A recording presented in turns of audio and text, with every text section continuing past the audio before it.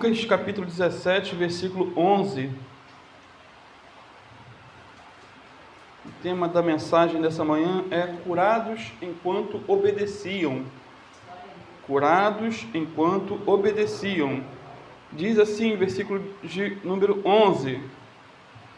E aconteceu que, indo ele, Jesus, a Jerusalém, passou pelo meio de Samaria e da Galileia, e entrando numa certa aldeia, saíram-lhe ao encontro 10 homens leprosos, os quais pararam de longe e levantaram a voz, dizendo: Jesus, mestre, tem misericórdia de nós. E ele, vendo-os, disse-lhes: Ide e mostrai-vos aos sacerdotes.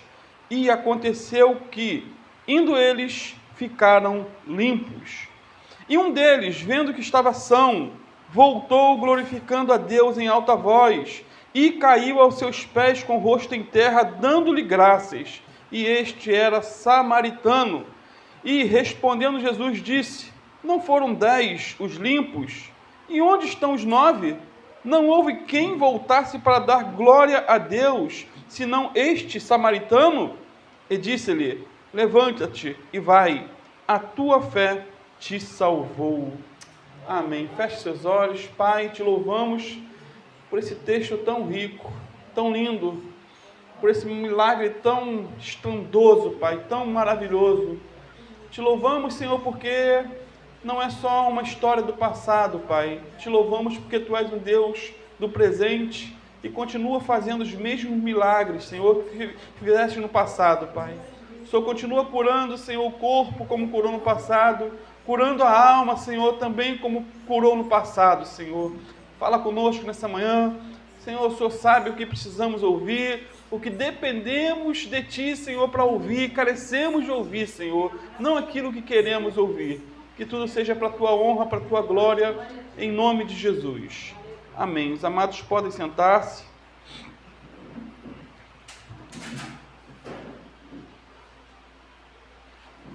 Amados, nesse contexto aqui, que acabamos de ler, Jesus ele está indo a Jerusalém. E essa seria uma viagem sem volta. Sabe por quê? Porque em Jerusalém, Jesus seria vendido por Judas, Jesus seria negado por Pedro, ele seria abandonado pelos demais apóstolos, ele seria acusado e condenado pelos líderes religiosos e, por fim, ele seria morto na cruz do Calvário em nosso lugar. E mesmo diante desse quadro sombrio, a Bíblia diz aí que ele vai a Jerusalém corajosamente. Corajosamente. E é interessante que foi nessa viagem, a caminho de Jerusalém, que vários episódios marcantes aconteceram. Vários. Por exemplo, é nessa viagem que Jesus fala sobre os últimos dias e nos manda lembrar da mulher de Ló, como sinal de advertência, lá em Lucas 17:32. Depois leia: lembrai-vos da mulher de Ló. E certa feita eu preguei sobre essa mulher que deve ser lembrada. E é nessa viagem também que Jesus contou a parábola do juiz iníquo e também do fariseu e do publicano, lá em Lucas 18. É nessa viagem, em direção a Jerusalém, que Jesus abençoa as criancinhas. É nessa viagem também que Jesus se encontra com um jovem rico, que foi para casa triste, porque Jesus o confrontou. Ele queria vida eterna. E Jesus disse para ele: vai, vende tudo que tens, dá aos pobres, e depois vem e segue-me. O ponto central era segue-me, mas ele não quis abrir mão dos bens. É nessa viagem também, queridos, que Jesus vê Zaqueu, em cima de uma árvore. Lembra? Entra em sua casa e faz aquela declaração tão poderosa, dizendo: hoje veio a salvação a esta casa. É nessa viagem para Jerusalém que Jesus cura o cego Bartimeu, que nós pregamos semana passada, domingo passado. É nessa viagem que Jesus efetua esse grande milagre da cura de um homem cego. Vejam quantas realizações Jesus faz a caminho de Jerusalém. E nessa mesma viagem, Jesus passa o quê? Pelo meio de Samaria e da Galileia. Olha comigo aí o versículo 11. E aconteceu que, indo ele a Jerusalém, passou pelo meio de Samaria e da Galileia. Pelo meio. Ele não alongou a viagem, como era de costume. Isso é significativo. A Samaria ficava entre a Judéia e a Galileia. Era uma reta. Para sair da Judéia, você tinha que passar pela Samaria para depois chegar à Galileia. E o costume da época era o quê? Os judeus que não se davam com os samaritanos, eles não é que eles cortavam o caminho para chegar mais rápido, eles alongavam o caminho. Aí, por mais de 20 quilômetros, eles faziam uma volta só para não passar pela Samaria. Não sei se você já passou por isso quando era criança, quando ficava devendo no mercadinho, tinha que passar por ali. Mas para não encarar o dono do mercado que estava em débito, tinha que ir para longe, cortar a rua lá atrás. Era mais ou menos isso o contexto do que está aqui nessa história. Então, eles sempre usavam um caminho mais longo para evitar passar por Samaria. Porque samaritanos e judeus eram inimigos mortais. Eles não se bicavam, se odiavam. Mas o texto diz que Jesus passou pelo meio de Samaria. Amados, para Jesus, os samaritanos não eram inimigos. Eram pessoas carentes de salvação, precisavam de cura, precisavam de libertação. Jesus vê diferente o quadro, de modo geral. Jesus passou pelo meio de Samaria. Essa viagem tinha um propósito nos planos de Deus. Ao passar por Samaria, Jesus entra em certa aldeia e o texto diz que ele encontra 10 leprosos. E um deles era samaritano. Olha que coisa! Um deles era samaritano. Judeus e samaritanos não costumavam conviver, mas os miseráveis sempre acabam se encontrando. Eles estavam unidos na dor, unidos na morte também. Só estavam aguardando a morte. Não tinha mais o que fazer, humanamente falando. Eles eram causas perdidas para a medicina da época, mas não eram causas perdidas para Jesus. Jesus é especialista em causa perdida. E glória a Deus por isso. E quando Jesus entra nessa aldeia, ouviu um pedido de socorro. Os 10, de maneira unânime, gritaram: Jesus, mestre, tem misericórdia de nós. Eram os 10 leprosos pedindo por ajuda. E a resposta de Jesus foi: ide, mostrai-vos aos sacerdotes. E o texto diz que eles obedeceram. E enquanto caminhavam, eles foram curados. Diante desse quadro, um deles, diz a Bíblia, que era samaritano, ele volta agradecendo a Jesus pela cura, ao que Jesus lhe questiona. Jesus fica um tanto quanto indignado. Não foram 10 os curados? Onde estão os 9? Não houve quem voltasse para dar glórias a Deus, senão este estrangeiro? E disse para ele: levanta-te e vai, a tua fé te salvou. Esse é o enredo da história. E é um texto exclusivo do livro de Lucas. Só Lucas vai contar essa história.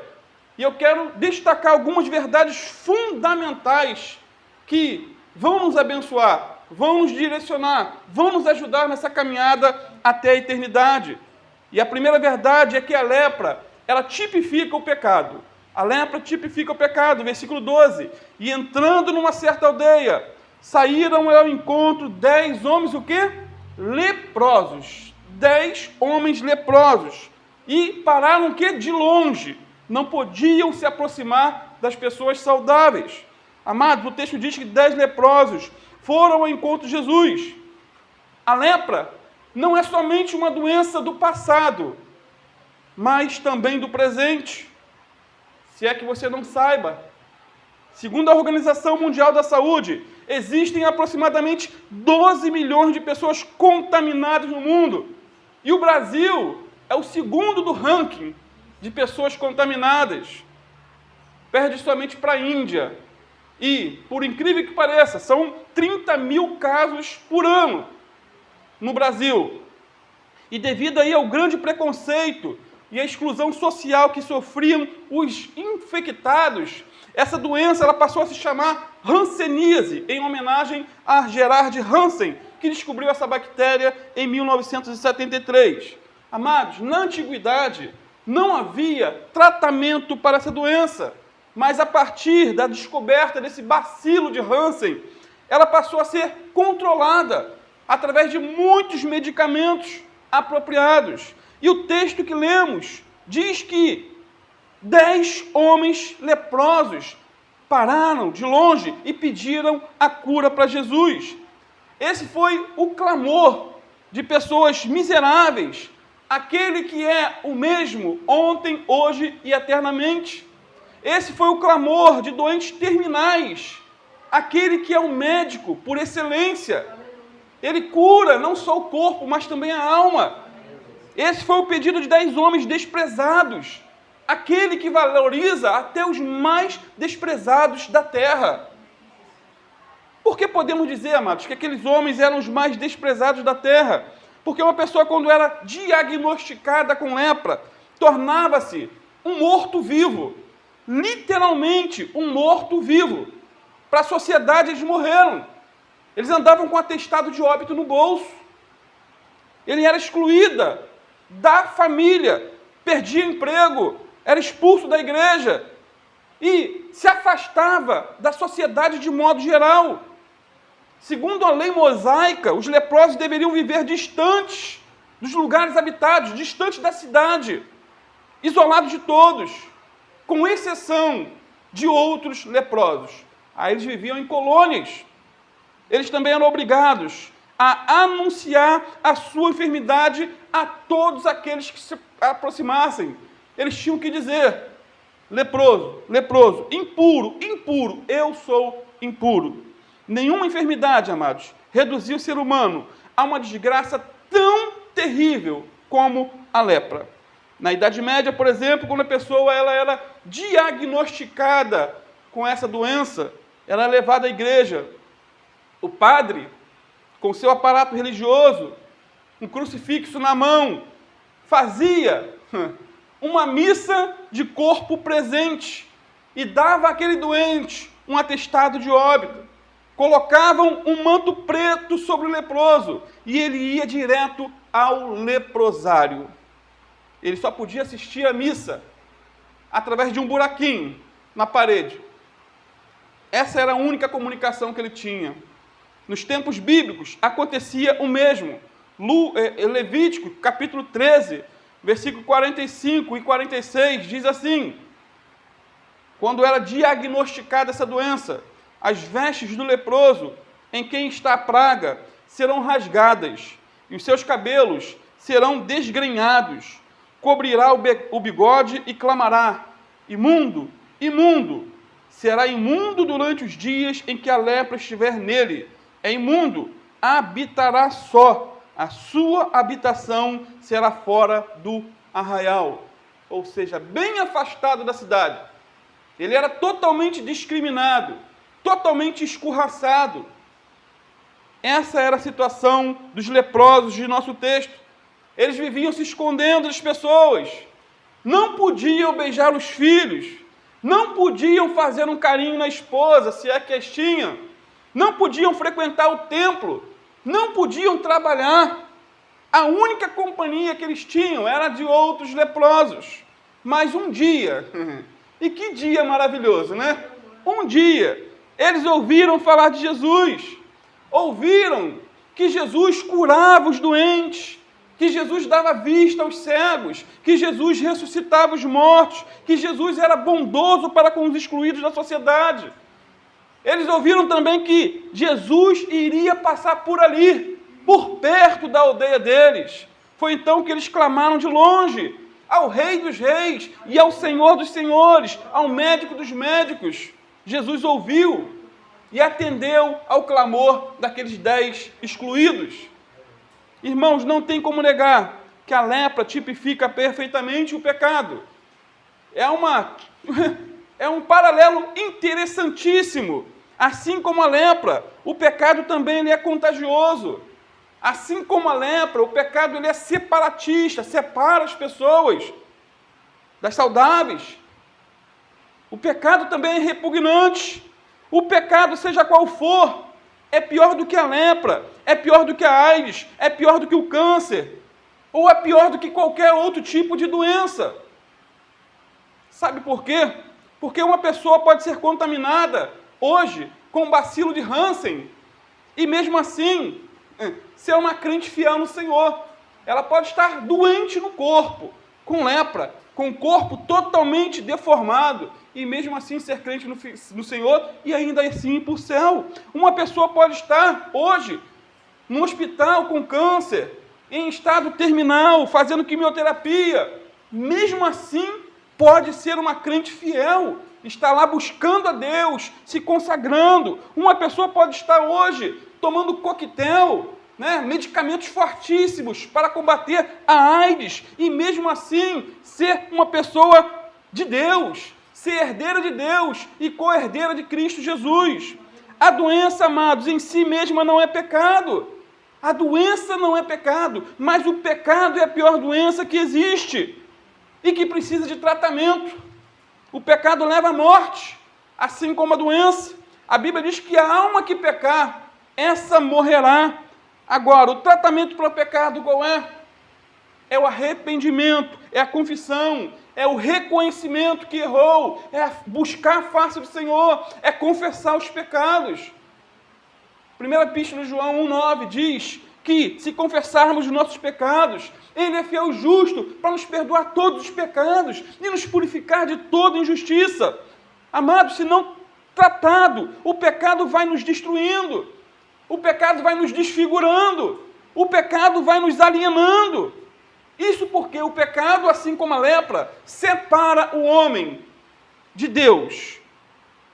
Pelo menos a tipificação do pecado, separa o homem de Deus no presente e também na eternidade. E da mesma maneira que só Deus podia curar um leproso no passado, só Deus pode perdoar pecados no presente. Você tem que ir a Ele, só Ele pode te dar o perdão. Um outro detalhe, a lepra não é uma doença superficial. Por exemplo, o vitiligo não é contagioso e não é doloroso. É uma doença de pele. A lepra, por outro lado, é uma doença terrível, que afeta não somente a pele, não somente a superfície, mas os nervos, os ossos e até alguns órgãos do ser humano. Ou seja, a lepra, ela vai além da superfície. O pecado, a semelhança da lepra, vem lá de dentro. Vai fundo, vai profundo, procede do interior do homem e contamina todo o corpo. Jesus disse que é do coração do homem, lá de dentro, que procedem maus desígnios, homicídios, adultérios, prostituição, furtos, falsos testemunhos e blasfêmias. Amados, o ser humano, por mais primitivo que ele seja, ele está num estado de depravação total, totalmente alienado de Deus. Todos os seus sentidos e faculdades foram afetados pelo pecado. O pecado atinge a mente, o coração e a vontade. Atinge os pensamentos, as palavras, os desejos, a consciência. E por que não dizer, o pecado atinge a alma? Por quê? Porque ele é profundo. E tal como a lepra, o pecado nos torna asquerosos e abomináveis, incapazes do convívio com Deus e despreparados para a eternidade nos céus. Isaías 64:6 diz que, aos olhos de Deus, todos nós somos como o imundo. Compara aí ao leproso. Todos nós, lembra do leproso? Imundo, imundo, eu sou imundo. Isaías vai fazer essa mesma afirmação. 64:6. Aos olhos de Deus, todos nós somos como o imundo. Queridos, essas verdades têm como objetivo nos humilhar e revelar quem realmente nós somos. É por isso que precisamos de um Salvador. É por isso que Jesus se fez pecado por nós. É por isso que Jesus se fez maldito, para resgatar os malditos. É por isso que não nos envergonhamos do Evangelho de Cristo, porque é o poder de Deus para a salvação de todo aquele que crê. Amém, queridos? Aonde abundou o pecado, superabundou a graça de Deus. Se houver arrependimento, se houver confissão, contrição, choro, haverá também perdão e restauração para a glória de Deus. A segunda verdade que eu quero destacar nesse texto que lemos, dessa história dos 10 leprosos, é que a obediência deve vir antes do milagre. A obediência deve vir antes do milagre. Veja comigo no versículo 14. Acompanhe com a Bíblia aberta. E ele, vendo-os, Jesus, vendo-os, disse-lhes: ide e mostrai-vos aos sacerdotes. E aconteceu que, indo eles, ficaram limpos. Irmãos, eles foram curados enquanto iam. Ou melhor, enquanto obedeciam. Eles obedeceram ao que Jesus havia mandado. O que Jesus mandou para eles fazerem? Vão e se mostrem aos sacerdotes. Qual era a importância de se mostrar aos sacerdotes naquele contexto? Eles eram os sacerdotes que davam o atestado de cura, assim como eram os sacerdotes que davam o atestado da doença. Eles eram, por assim dizer, as autoridades sanitárias da época. Lá em Levíticos 14, versículo 1 a 4, há algo interessante. Isso nos ajuda a entender o contexto dessa afirmação, do porquê Jesus mandou que eles fossem aos sacerdotes. Depois falou o Senhor a Moisés, dizendo: esta será a lei do leproso, no dia da sua purificação, ou seja, no dia que ele for curado. Será levado ao sacerdote, e o sacerdote sairá do arraial, e o sacerdote o examinará, e eis que, se a praga da lepra do leproso for sarada, então o sacerdote ordenará que por aquele que se houver de purificar, se tomem 2 aves limpas, vivas e limpas, e pau de cedro, e carmesim, isopo. Então, queridos, quando eles foram os sacerdotes, em obediência ao que Jesus havia ordenado, todos receberam o quê? O milagre. É quando caminhamos na obediência que somos curados, que somos abençoados, que somos restaurados. É quando caminhamos na obediência que somos avivados e cheios do Espírito Santo. A bênção só vem quando caminhamos em obediência à palavra de Deus. A cura desses homens só se realizou quando eles se puseram a caminho, segundo a ordem ou a palavra do Senhor Jesus. A obediência selou a fé que eles tinham. Não era fé na fé. Já viu? Eu tenho fé em quê? Era fé em Deus, fé em Cristo, fé naquilo que Jesus havia mandado. Esse era o segredo, e esse é o segredo hoje ainda. Lembra de Naamã? Naamã, o leproso, depois que ele recebeu uma ordem de mergulhar no Rio Jordão 7 vezes, é que ele foi curado da sua lepra. Ele não foi curado no primeiro mergulho, e nem no 6º mergulho, mas foi curado no 7º mergulho, porque ele obedeceu. Lembra também do cego, lá de João 9, cujo Renato pregou na quinta-feira? Depois leia esse texto em casa, todo, João capítulo 9. A Bíblia diz que Jesus viu aquele homem cego. Jesus viu. Jesus não perguntou para ele se ele queria ser curado, como foi o caso de Bartimeu, que saiu igual um desesperado: Jesus, tem misericórdia de mim, tem misericórdia de mim. Jesus parou e perguntou para ele: o que você quer que eu te faça? Mas esse cego aqui de João 9 não pediu cura, não pediu nada. Jesus viu e fez algo inusitado. Viu ele cego, cuspiu no chão, fez uma lama, untou, passou nos olhos do cego de nascença, né? E depois disse para o cego o seguinte: vai, lava-te no tanque de Siloé.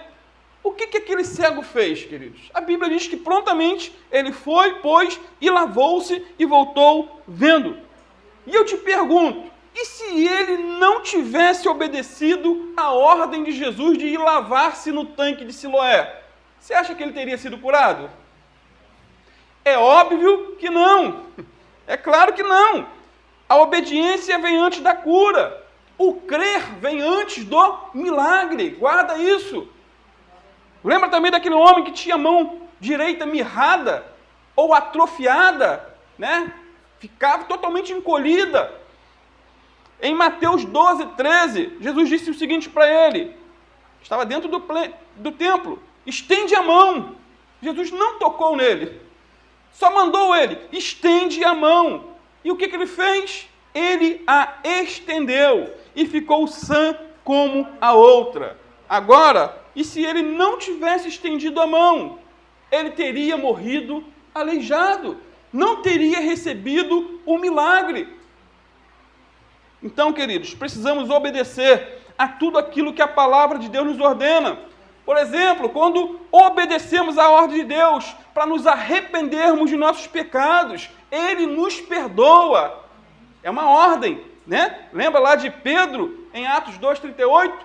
Olha o mandamento, arrependei-vos e cada um de vós seja batizado em nome de Jesus, em remissão de pecados, e recebereis o Espírito Santo. Quando obedecemos à ordem de Deus de crer, com isso vemos a glória de Deus. O crer é um mandamento. Quando obedecemos a ordem de crer, lembra do que Jesus disse para Marta, momentos antes de ressuscitar o seu irmão Lázaro, lá em João 11:40, Jesus disse para ela, não te tenho dito eu que se creres, verás a glória de Deus. Quando obedecemos, queridos, a ordem de Deus, de honrar ao Senhor com as primícias de toda a nossa renda, todos os nossos bens, Deus envia a provisão, o socorro, Deus envia o escape.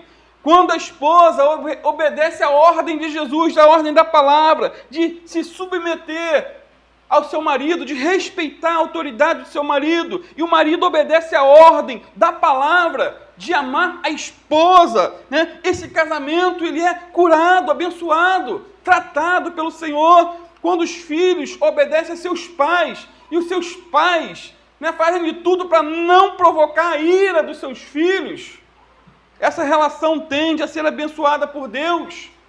E disso falaremos mais semana que vem, que estaremos dando início aí ao mês da família, em que domingo após domingo, 5 domingos serão dedicados com mensagens só para a família, para a glória de Deus.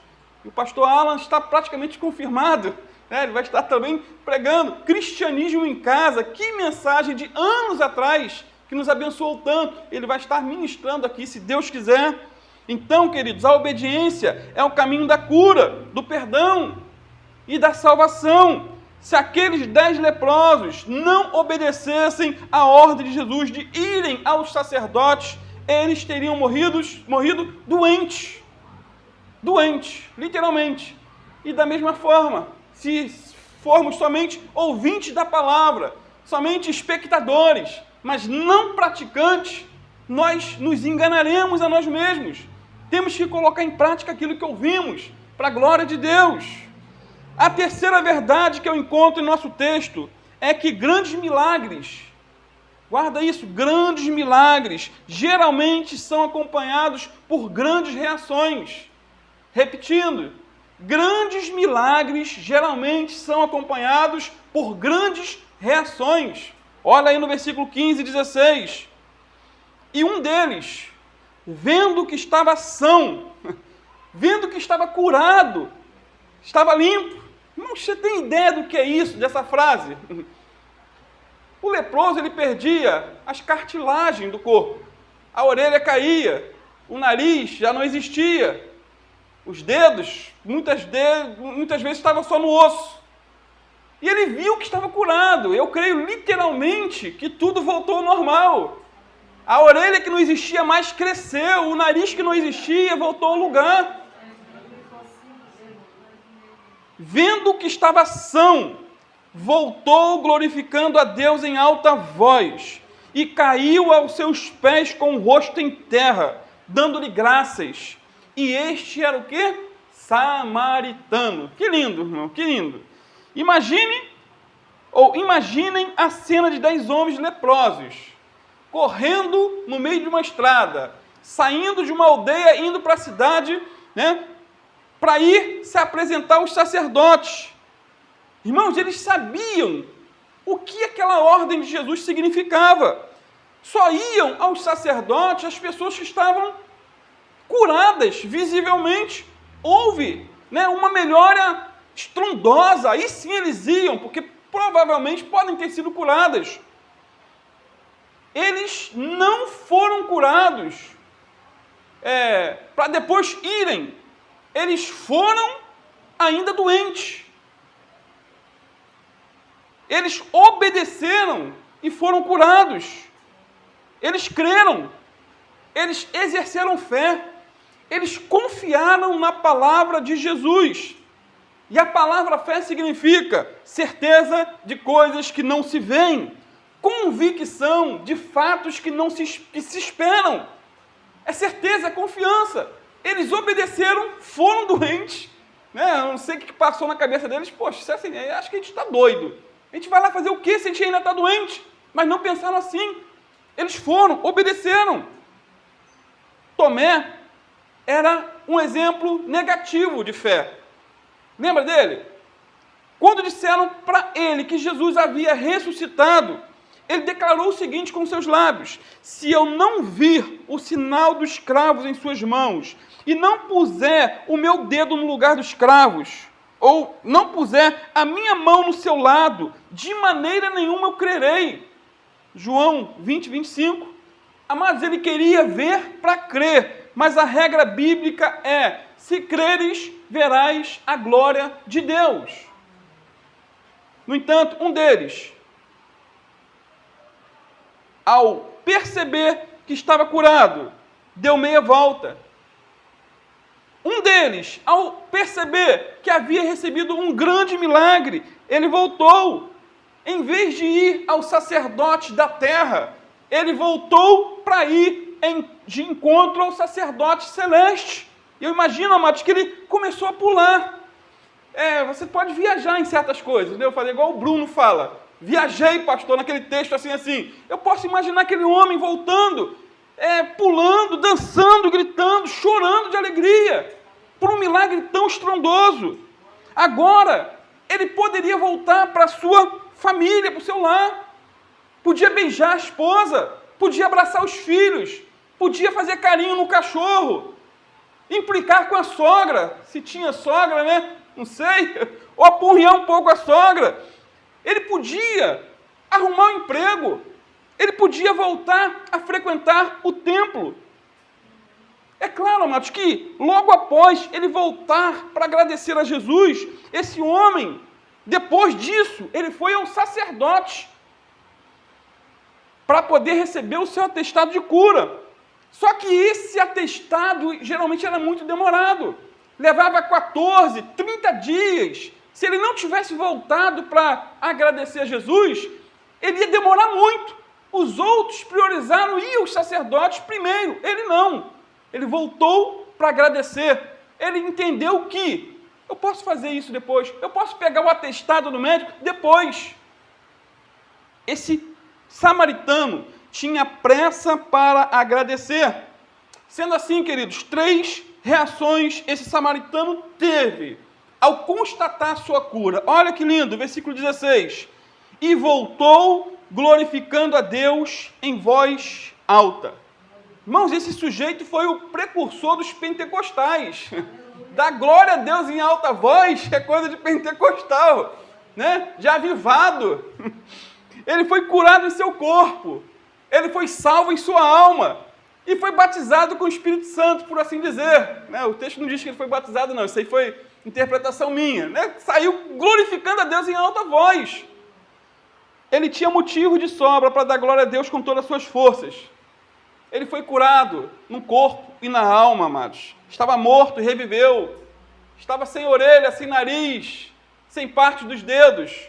e tudo foi curado instantaneamente. Por isso ele deu glória a Deus em voz alta. Ele glorificou a Deus com todas as suas forças. E não era para menos, não era. Me faz lembrar de um certo pregador ministrando numa igreja no Brasil.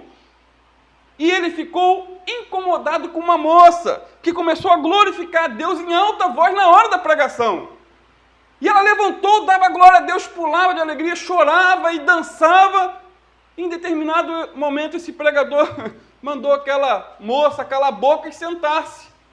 E o pastor da igreja, que o havia convidado, disse para ele: não faz isso não, meu amado. Não manda ela calar a boca, não. Se você não sabe, essa moça, ela era muda e surda. E acabou de ser curada. Ela não ouvia, ela não falava. Agora ela foi totalmente restaurada. Deixa ela glorificar Deus. Irmãos, só quem já recebeu um grande milagre como esse sabe a razão de tanta alegria. Quando a pessoa avalia a grandiosidade de seu milagre, a grandiosidade da sua bênção e de sua salvação, é impossível ficar calada. Não tem como calar uma pessoa dessa. No entanto, a bem da verdade é que não precisamos receber um grande milagre visível para dar glória a Deus, amados. Só o fato de não estarmos com uma doença terminal é motivo de dar glória a Deus, não é? Só o fato de sermos saudáveis, ou relativamente saudáveis, é motivo de dar glória a Deus. Certa feita eu comentei com um amigo, reclamando, né? Eu pago plano de saúde caro pra caramba e não uso. Ele falou: meu irmão, dá glória a Deus por você não usar. Você quer usar, filho? Você não está usando, é claro, mas eu tenho que usar a nível até das consultas normais, coisa da idade. Mas no sentido que eu estava falando ali, reclamando porque eu não estava usando. Como que, se eu quisesse usar, ou devesse usar. Ele falou: não, irmão, o plano de saúde a gente não paga para usar, não. A gente paga para uma emergência. Então dá glória a Deus pela saúde.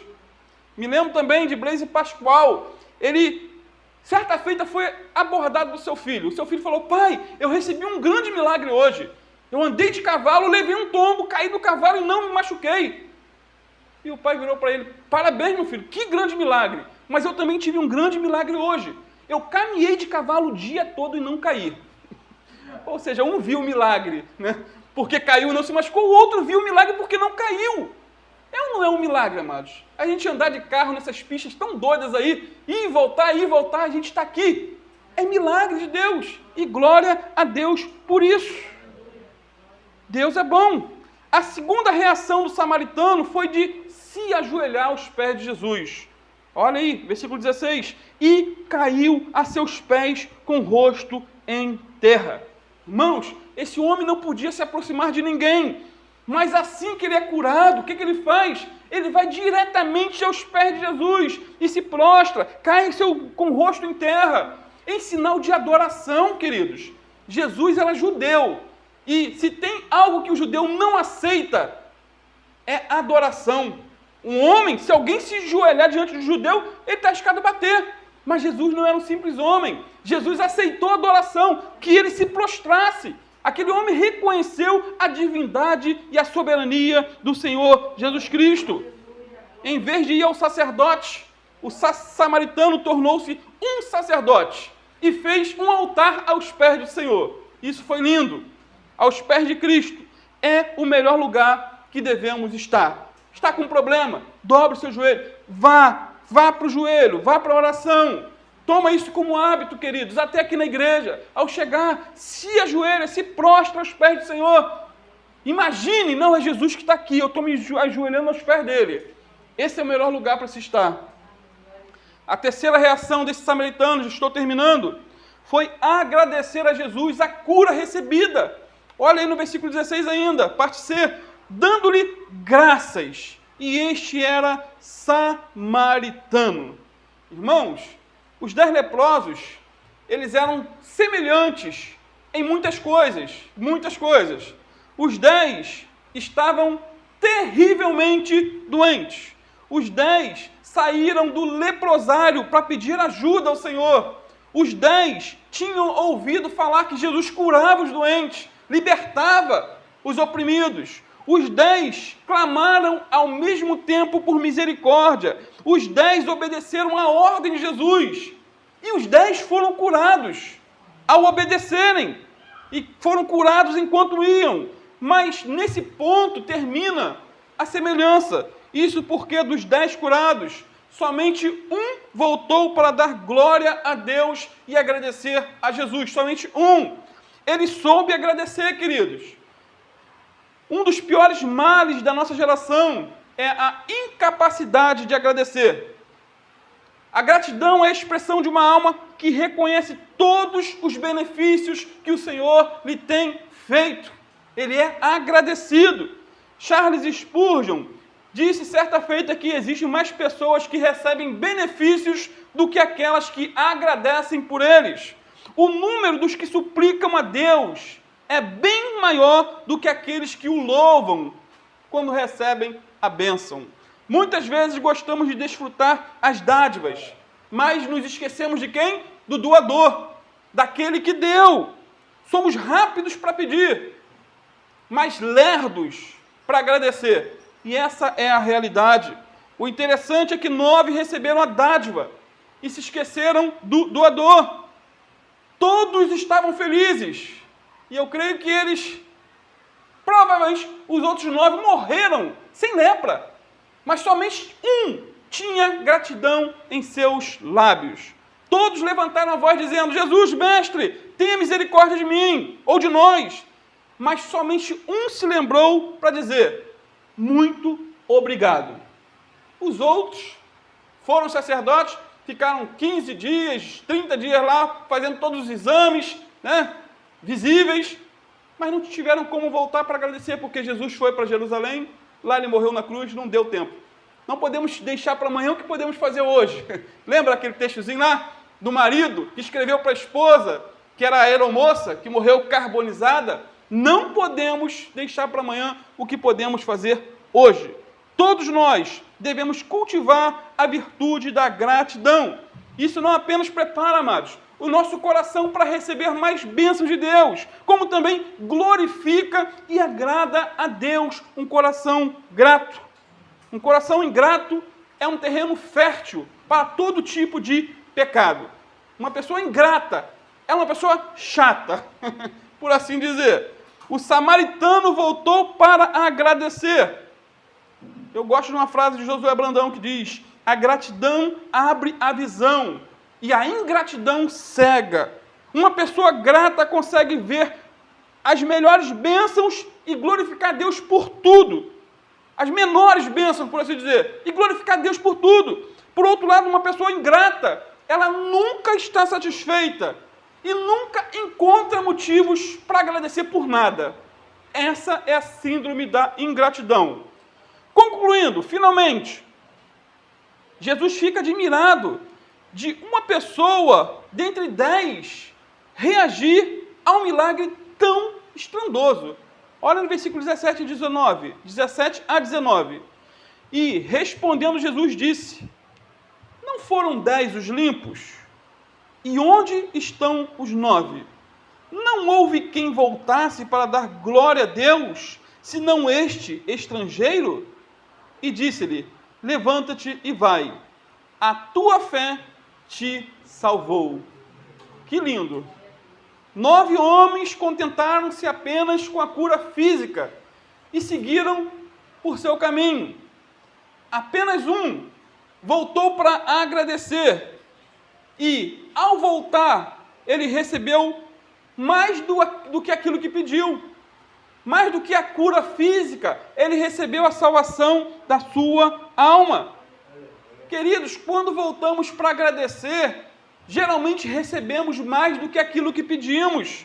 Jesus disse para ele: vai, a tua fé te salvou. E a palavra grega aqui usada para salvação é sosoquém, um termo que expressa cura completa. Ou seja, aquele samaritano, ele foi curado no corpo e também na alma. Ele foi curado no físico e também no espiritual. Ele teve a cura do corpo e também perdão de pecados. Irmãos, a cura física é uma bênção, é uma maravilha, mas a salvação eterna é a bênção das bênçãos. Não tem como negar que é uma maravilha receber uma cura física, mas não tem como negar também que é algo maravilhoso experimentar o milagre da salvação da alma. 9 aqui foram os sacerdotes e receberam ali o diploma de purificação, mas somente um recebeu do Filho de Deus o certificado da salvação. Somente um foi salvo. 9 ou 10 foram curados.